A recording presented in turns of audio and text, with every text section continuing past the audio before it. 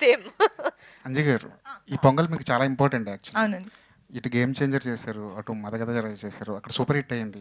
ఇక్కడ కూడా అలాంటి రిజల్ట్ వచ్చి ఉంటే బాగుండేది, ఎందుకంటే మీరు చాలా కష్టపడ్డారు ఈ సినిమా కోసం, గేమ్ చేంజర్ కోసం. అంతేనా క్వశ్చన్?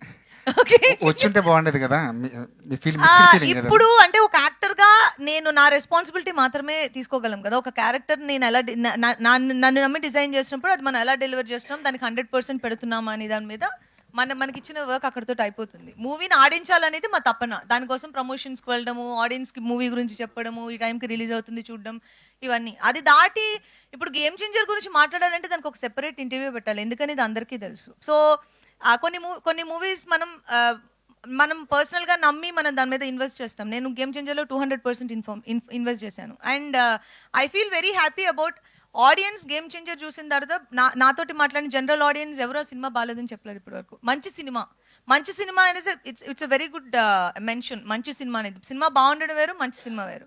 గేమ్ చేంజర్ అందరూ నాకు మంచి సినిమా, చాలా బాగా యాక్ట్ చేశారని చెప్పారు, which is more than enough for me. And మిగిలినవన్నిటి గురించి మాట్లాడాలంటే మనం ఒక అరగంట 45 నిమిషాలు మాట్లాడుకోవాలి.